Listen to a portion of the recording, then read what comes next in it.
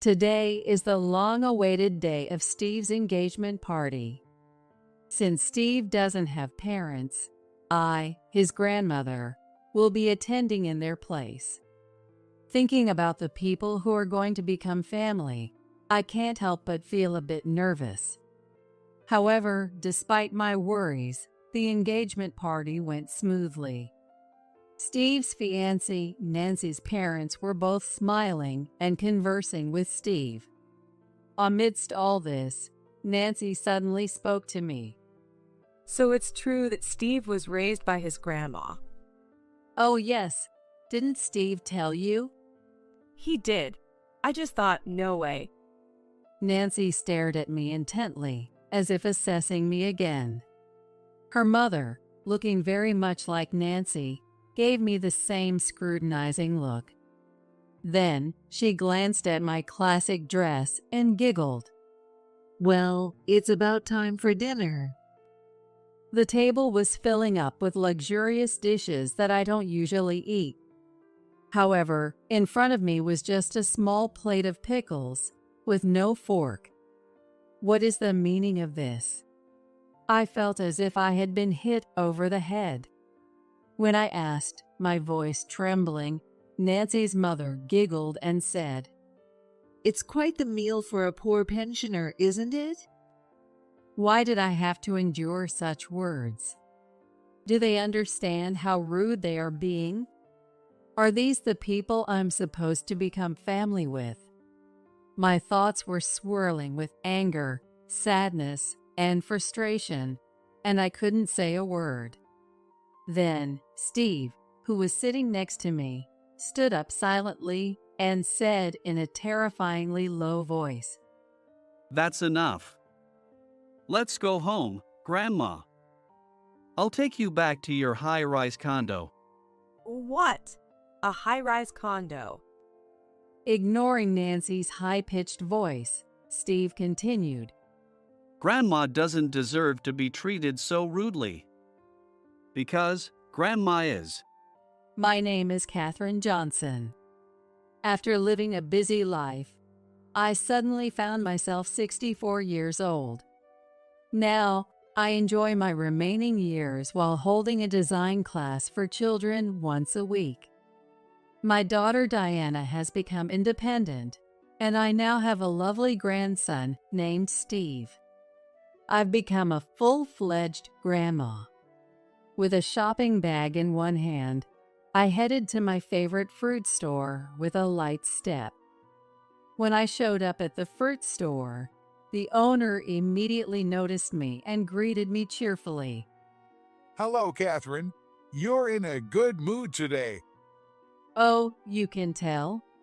The sharp-eyed owner quickly noticed my good mood. I nodded big, feeling pleased that he noticed.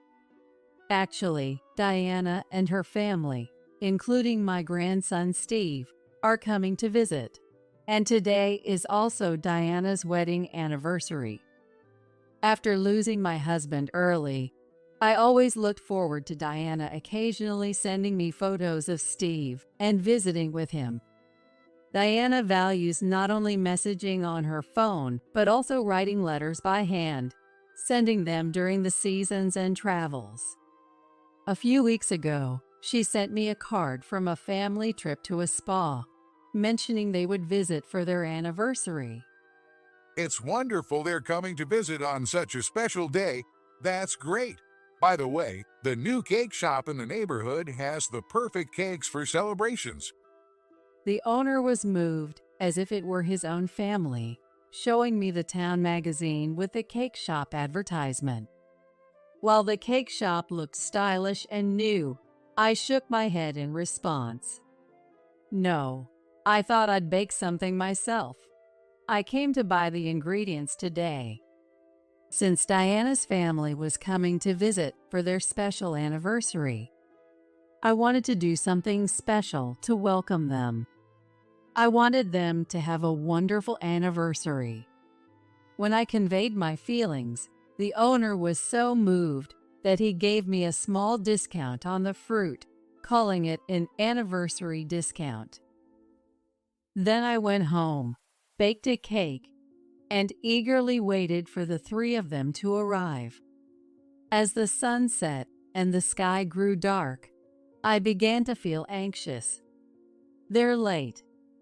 When Diana and her husband visit, they usually arrive by the evening.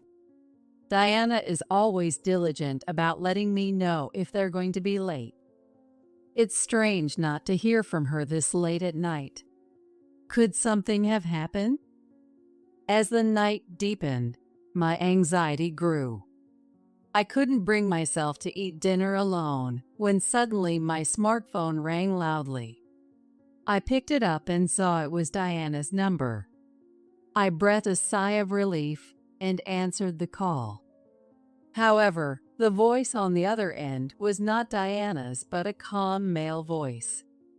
Hello, this is the police. Are you the mother of Diana Johnson? Yes, I'm her mother, Catherine. Is something wrong, officer? Why is the police calling from Diana's number? I felt a chill and tried to keep my voice from trembling as I urged him to continue. Please stay calm and listen. There was a multi-car accident on the highway. And Diana? Diana, her husband, and Steve were on their way to visit me when they got into a serious multi-car accident on the highway. They were in critical condition, and I rushed to the hospital they were taken to. But by the time I arrived, it was too late.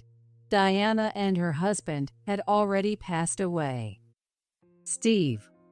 Luckily, Steve had only minor injuries and was sitting alone in a hospital room, looking dejected. I'm so sorry you have to feel so lonely. Seeing him sitting there so helplessly, I couldn't help but hold his small body tightly. Steve tried to smile bravely and shook his head. It's not your fault, Grandma. As long as I have you, I'll be okay. But he couldn't hold back his tears any longer and started crying loudly. Holding him close, I resolved to raise this child as best as I could. I decided to take Steve in.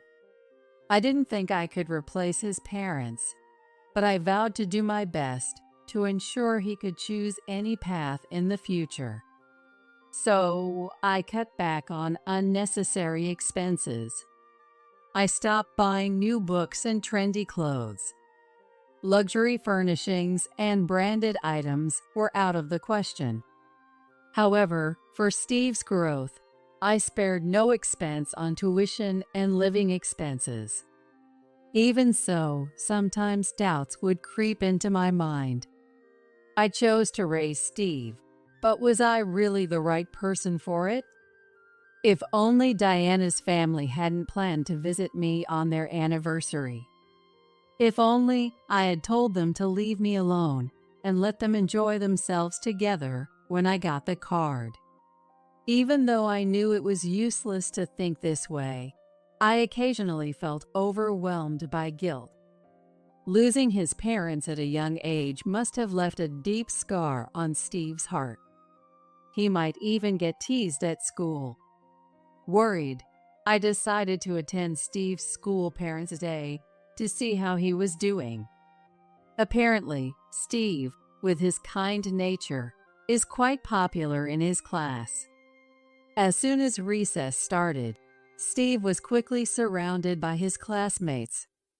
I felt relieved that he didn't seem to be having a hard time when I overheard one classmate curiously ask, Steve, don't you have a mom and dad? That's weird. That innocent question sent a chill down my spine. They must have found it strange that only his grandmother was there instead of his parents. But contrary to my worries, Steve replied in a cheerful voice. But I have my grandma. He glanced at me briefly and then said proudly, My grandma is really kind. She cooks delicious meals, encourages me to try everything, and she can do anything. She's amazing. Wow, can she bake cakes? She sure can. They're super delicious. That's awesome. That day, I secretly shed tears when I got home and treated him to a homemade cake filled with fruits. From then on, Steve studied hard, graduated from a prestigious university, got a job, and moved away just like Diana. Raising a child for the second time was just as uncertain as the first, but I managed to get through it. Now, my joy comes from the letters Steve sends me.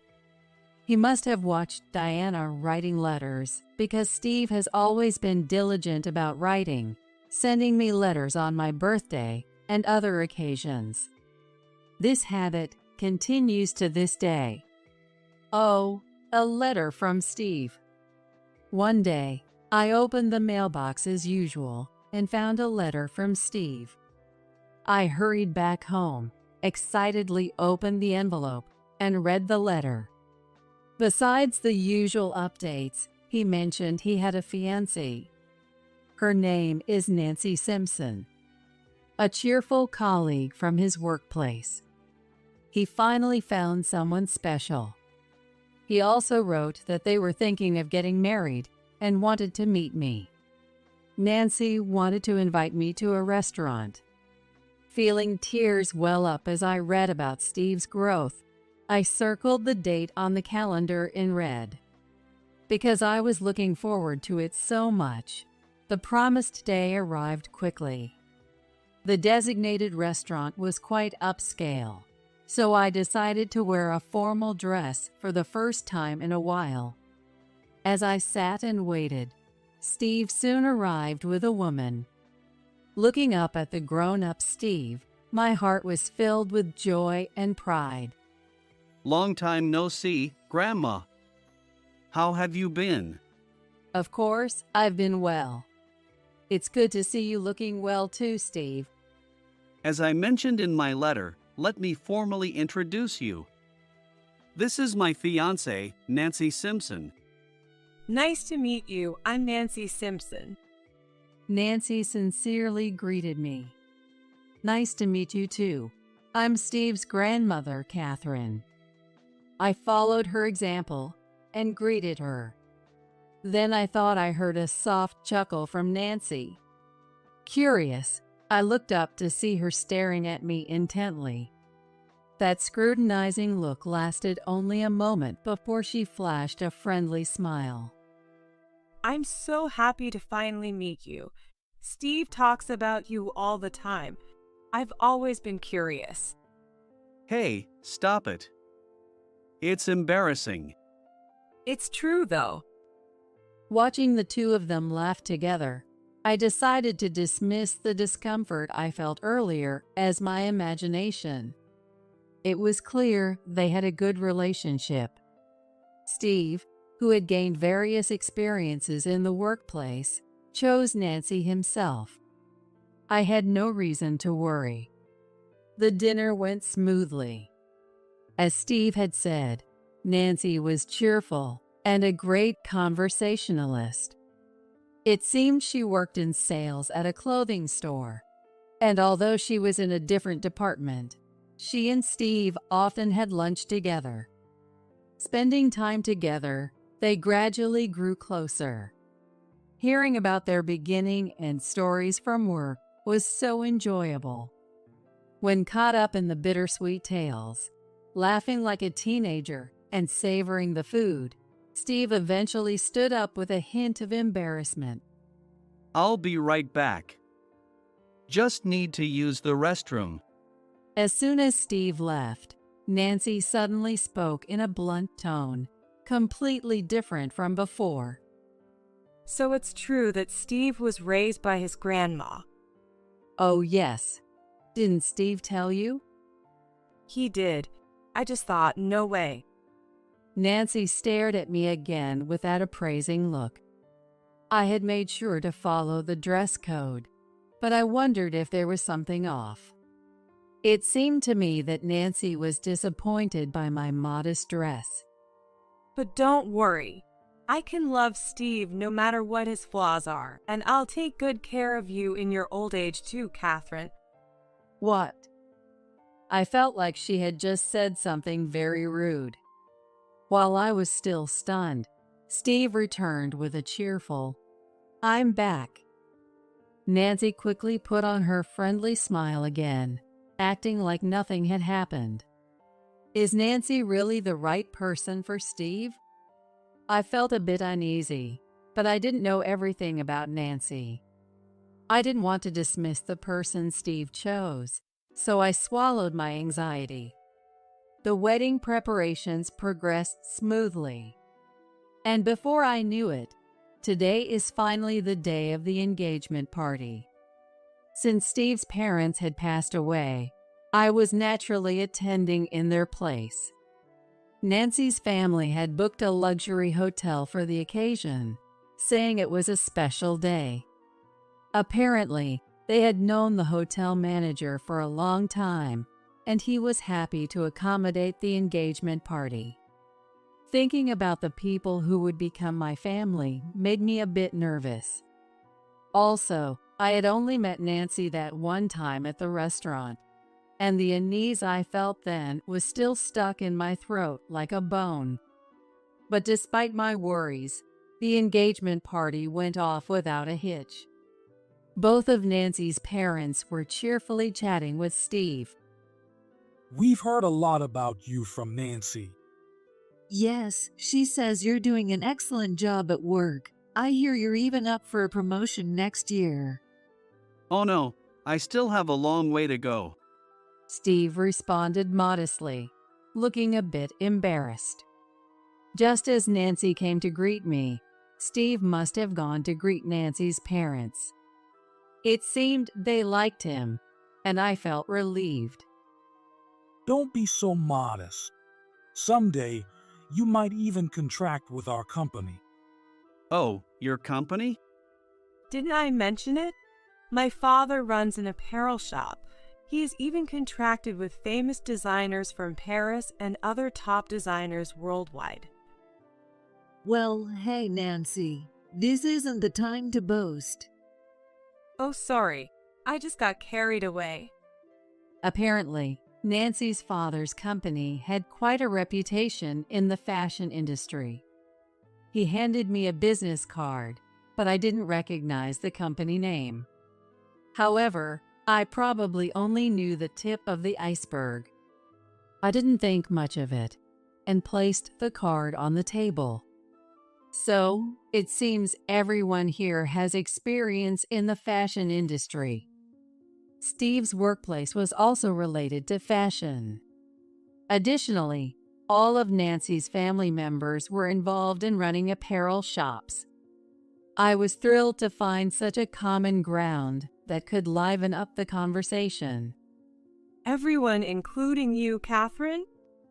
Yes, actually, I used to be a designer. Before I took in Steve, I had worked as a designer. Although I no longer worked as one, those days as a designer were some of the brightest memories I had. Thinking that everyone who was going to become family had a connection to the fashion industry made me feel grateful for my experience as a designer. An idea struck me, and I leaned forward. Since this is such a special occasion, to deepen the bond between our families, how about I design Steve's tuxedo and Nancy's dress? And we can choose the fabrics together. It would be a wonderful gift to celebrate the two of them. Of course, it was up to Steve and Nancy, the main people involved, to decide. Even though the final decision was theirs, I thought it was a lovely idea. I wanted to do something for them, to celebrate their special day in my own way. When I made the suggestion, Nancy's family looked at me in surprise. You design, Catherine? Yes, if I do it, I'll make the best dress and tuxedo. I would have to start by researching the latest trends. There might be some gaps to fill, but thinking about their big day, ideas started flowing freely. As I nodded confidently, Nancy's family fell silent, and then suddenly, Fud ha. Nancy's father burst into loud laughter. Following his lead, the entire family started laughing. I was taken aback. The loud laughter that echoed throughout the room was clearly mocking me. No, excuse me. I just didn't expect such a suggestion. Nancy's father said after laughing for a while and then clearing his throat. I appreciate the thought, but we can't accept designs made by someone of your financial status. What? I couldn't comprehend what he had just said. As I stood there speechless, Nancy's mother gave me the same scrutinizing look Nancy had given me before. She glanced at my classic dress and giggled. Don't worry, Catherine. We've arranged for the finest outfits from a famous designer for them. You don't need to trouble yourself. I didn't propose this out of concern for money. Well then, let's get on with dinner. Nancy's mother clapped her hands loudly, ignoring my words. As if on cue, servers began bringing in the dishes. However, while luxurious dishes were placed in front of Nancy's family, all I received was a small plate of pickles with no fork. What is the meaning of this? I felt anger bubbling up inside me at the blatant mockery. Nancy's mother, in a tone that showed no remorse, said, "Oh, I'm sorry." But isn't this quite a meal for someone living on a pension? Steve must be struggling. She's just a grandma who can't even afford to buy a single cloth for her adorable grandchild. It must be quite a challenge for him to take care of her. Nancy's father started eating without waiting for us, pretending to be genuinely concerned for Steve. Steve was at a loss for words. Steve is kind, so he probably can't abandon you, but maybe this is a good chance to cut ties. Yes, Steve, you're still young. It's a shame to waste your earnings on an elderly grandmother with a short time left. Nancy's family said, laughing as if they found it amusing. Why did I have to endure such mockery? Why was I judged and laughed at for my appearance and clothes? Realizing the source of my discomfort and frustration, I was left speechless by their insults. The atmosphere, which I thought was harmonious, had turned dreadful. I decided it wasn't good to stay and began to leave. But Steve stood up faster than me. That's enough. Steve placed the engagement gifts on the table and turned to me. Sorry for wasting your time. Let's go, Grandma. I'll take you back to your high-rise condo. What? A high-rise condo? Nancy exclaimed in surprise at Steve's words. Steve ignored her. No, it's just a poor old lady showing off. What does she know about anything, wearing such shabby clothes? That's right, Steve. There's no need to lie to protect her. As we started to leave, their anxious voices called out to us. I was exasperated that they kept talking, but Steve couldn't stand it any longer. He turned around, his eyes blazing with anger. When did I ever say that? Please stop being so disrespectful to my grandmother. I can't let this go any further. But she wore a modest dress at the restaurant, and today too. My grandmother has never relied on me for money, and unlike you, she doesn't judge people by what they wear. She raised me after I lost my parents, doing everything she could. You have no right to speak ill of her. It was rare for the usually calm Steve to raise his voice in such intense anger. I was surprised, but also touched that Steve was standing up for me. You said you wouldn't accept designs from someone poor. Well, I refuse to be part of your family. What did you say? I'm calling off this engagement. Wait, Steve. That's too sudden. Yes, Steve, you should reconsider. The family that had been mocking us suddenly looked panicked. Nancy desperately clung to Steve, but he ignored her. Then, as if a thought struck him, he turned to me. Grandma, do you have your old business card from when you were a designer? Yes, I do. Could you lend it to me? Of course. I had brought it in case the conversation turned to my past work during the engagement party. I took out the business card from my bag and handed it to Steve, who then showed it to Nancy's mother. This is my grandmother's designer name. As soon as Nancy's mother and Nancy saw the name on that small card, their eyes widened in shock. Diana Karen, could it be that Diana Karen? Diana Karen, the famous designer, the avant-garde artist who created outfits for celebrities. Actually, when I worked as a designer, I didn't use my real name. I took the name Diana Karen from my daughter Diana's name and kept my identity secret, avoiding publicity entirely. I thought I had left the industry, but it seemed my name hadn't been forgotten. My grandmother quit her job as a designer to raise me. She never spent money on herself to ensure I would never be in need. I can't forgive anyone who disrespects her. Please never contact us again. Having said what he wanted, Steve turned to leave. The three of them came desperately chasing after. Wait, no, please wait, both of you. Catherine, we were terribly rude earlier. Realizing that Steve wouldn't talk to them anymore, Nancy's father hurriedly apologized to me. But I clearly remembered how they had laughed at me, judged me by my appearance, and were obsessed with money. Steve had spoken out so strongly.